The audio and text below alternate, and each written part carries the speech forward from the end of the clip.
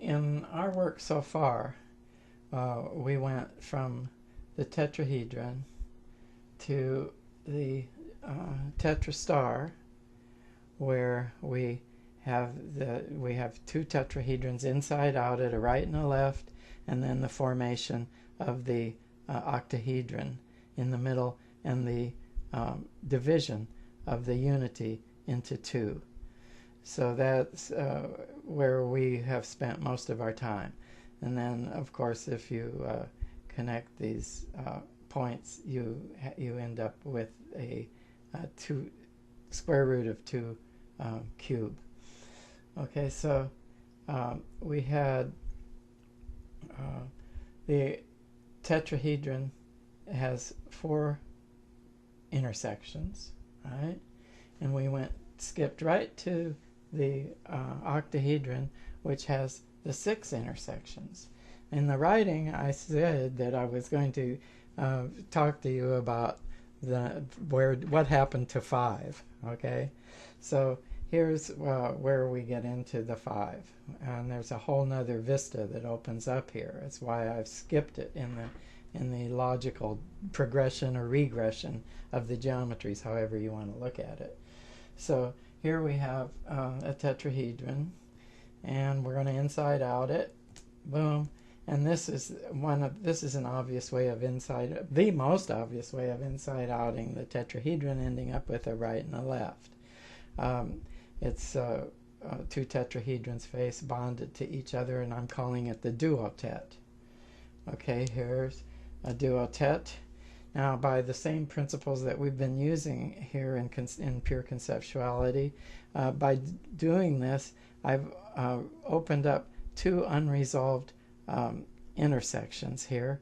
So I stick a vector between them, right? And that's how we are developing this geometry.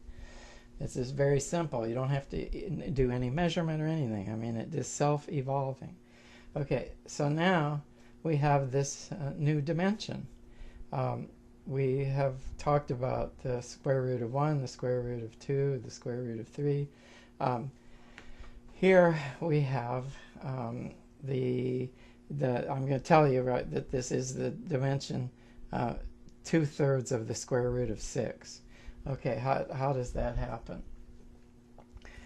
Here we have the tetrahedron in the cube. This is 2 units, because, as we explained here, if you put the 2 tetrahedrons in, it always becomes divided. So this is 2, and this is the square root of 2 right here. Okay, so we have it this way. So here we have 2, here we have the square root of 2, and here we put the diagonal, right, through here.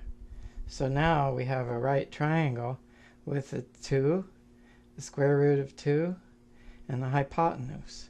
Well, the square of this is 4, and the square of this is 2. So the sum of these is 6.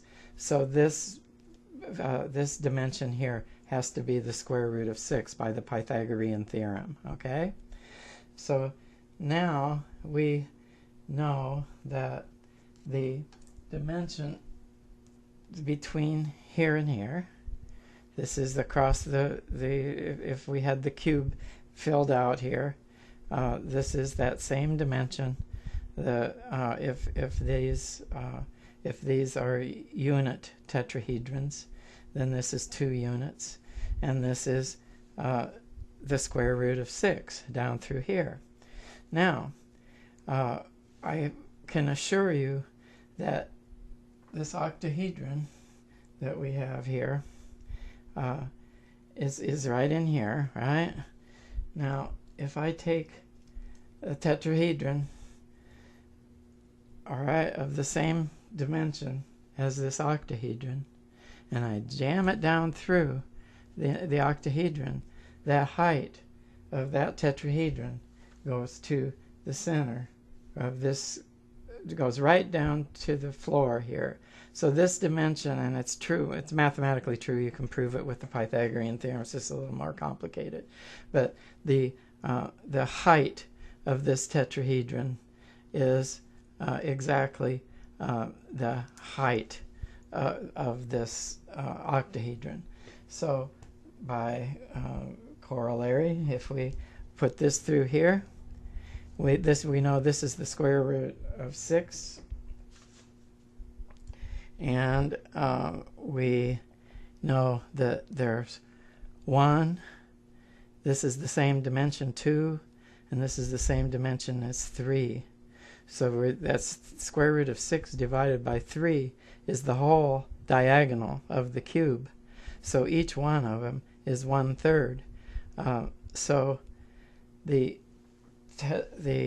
duotet is just 2 of them, so it's 2/3 the square root of 6. Okay, and the square, saying, wait a minute, we're getting up. I mean, this is getting complicated. That we're not sticking to the simplicity, the simplicity that we promised. But the truth is that this is the square root of 6 is simply the square root of 2 times the square root of 3. So we're really still down in small numbers. Okay. I think that I'm going to just review a little bit here, just to because it's actually covered a lot, in words. But we have, this is a duotet. It's tetrahedron face bonded. It's the first expression of 5 locations, and that makes for 9 vectors, and if you include this is 10. It has a volume of 2, and so we're doubling the volume by turning it inside out. And then we have the potential to put tetrahedrons on each one of these faces, which I'm going to show you in the next video. It's really, this is a fascinating primary structure, and it fits in between the tetrahedron and the octahedron as far as the development of our self-generating geometries.